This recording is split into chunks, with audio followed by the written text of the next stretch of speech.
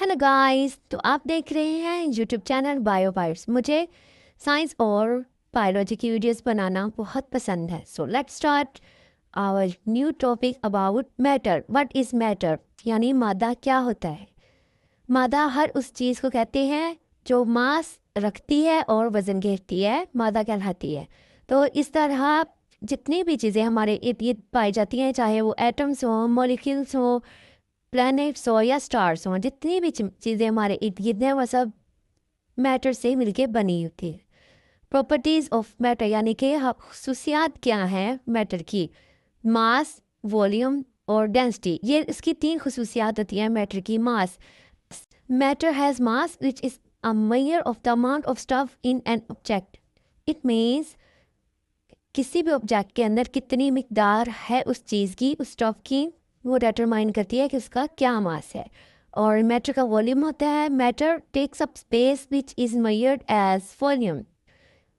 और matter has density, और density का फार्मूला होता है, हमने डेंसिटी को कैसे मेजर करना, which is the ratio of mass to volume. Characteristics of matter, matter के डिफरेंट कैरेक्टरिस्टिक्स होते हैं, जैसे कि मैटर्स कैन बी बिग और स्मॉल, हैवी और लाइट, और matter comes in different shapes, और matter comes in different colours. के टाइप्स ऑफ मैटर, मैटर की कौन कौन सी इकसाम होती है। मैटर की तीन इकसाम होती है। पहली होती है सॉलिड, दूसरी लिक्विड और तीसरी गैस। सॉलिड, अगर हम सॉलिड को देखा जाए तो solid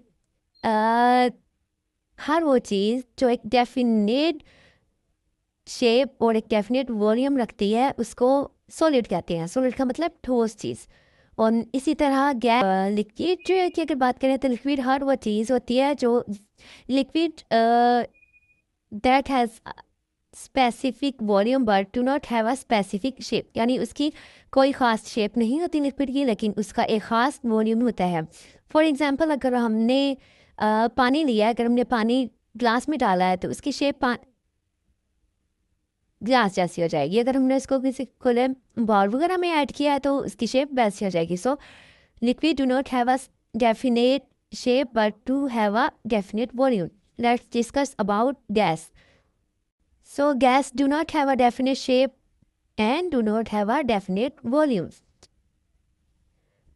So there are some examples of matter. Natural matter की बात की जाए तो उसमें rocks आ जाती हैं, water आ जाता है, tree आ जाता है और air आ जाती है। और if we talk about man-made matters, they include cars, आगे इसमें buildings, computers, clothes,